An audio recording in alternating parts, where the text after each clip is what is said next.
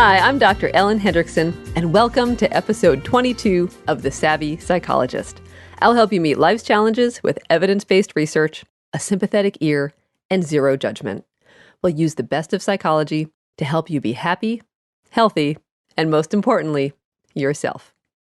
The most popular day to exercise is tomorrow. To increase motivation, we know the classic tips. Find a workout partner so you're accountable. Make your intentions known so you feel social pressure. Set a deadline like running a 5K or your 20th reunion. Now, it's not to say that these tips don't work. They do. It's just that we've heard them and maybe even tried them. So, how about 6 tips you've never heard of? For all of us whose favorite curls are the cheese kind, listen on to get a running start. Tip number 1. Remember a good exercise experience.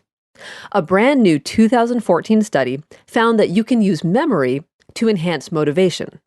Study participants who described a positive exercise memory were not only more motivated to exercise, they actually exercised more over the next week than those who weren't prompted to remember. So stash your medal from the 5K where you ran your personal record with your exercise clothes. Pack your power walking playlist with songs from the wedding where you danced all night, or tape a picture of the view from the summit of your favorite hike next to your boots. The good memories may pave the way to a good sweat. Tip number 2, don't aim to, quote, exercise. Instead, play a sport.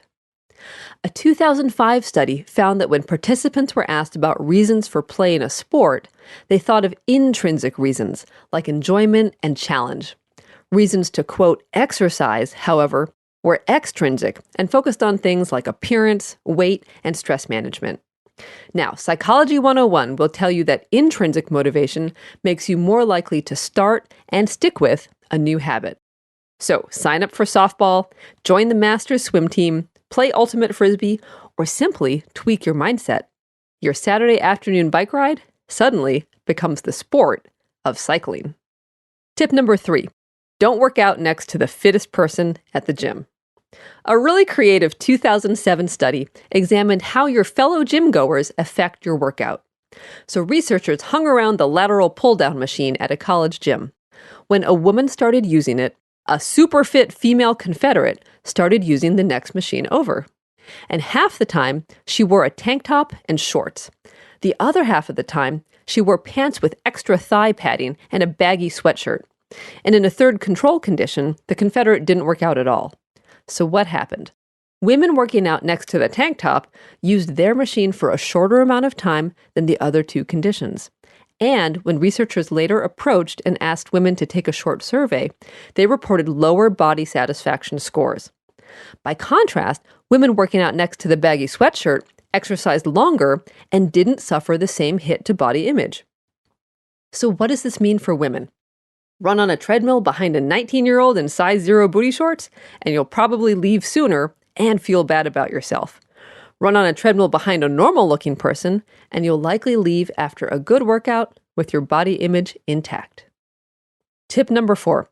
Don't motivate yourself by thinking about your muffin top or flabby abs. Yes, you heard that right. Both women and men often motivate themselves to exercise by thinking about their appearance. But it turns out that this approach backfires.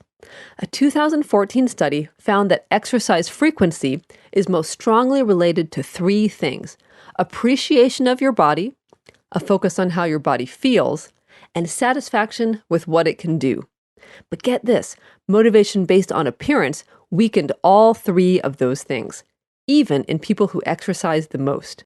So consider changing your focus to something other than your thighs or your tummy. Tip number 5, customize your workout in little ways. The power of small choices was demonstrated in a brand new 2014 study where participants who chose the sequence of their exercises did more sets and reps than those who were given a predetermined sequence. So don't just slavishly follow the order on your lifting log or go down the line of weight machines. Think about what you want to do, and you may find yourself doing more. Tip number 6, stop thinking of yourself as lazy. Instead, think of yourself as someone who exercises, or someone who is healthy, or whatever exercise-friendly identity you'd like to adopt. The human psyche goes to great lengths, sometimes unconsciously, to be consistent with one's identity. So thinking of yourself as a harried, stressed out person creates a self-fulfilling prophecy with little room for exercise. But thinking of yourself as a really busy, healthy person might create just the tweak your mindset needs. So even if you're someone who thinks running late counts as exercise, try out your favorite of these 6 tips. We'll be on our way to being healthier before we can lift another cheese curl. If the Savvy Psychologist is useful to you, please let it be known by liking on Facebook, adding me to your Google Plus circles, or subscribing to the podcast. Thanks for listening. I'm Dr. Ellen Hendrickson. That's all for this week. A transcript of the podcast and references for the studies I mentioned are always available on quickanddirtytips.com/savvy-psychologist. Of course, the Savvy Psychologist is strictly for informational purposes and doesn't substitute for psychiatric care or psychotherapy with a licensed professional. As always, any names have been changed and details altered to protect privacy. Thanks for listening, and see you next week for a happier, healthier mind.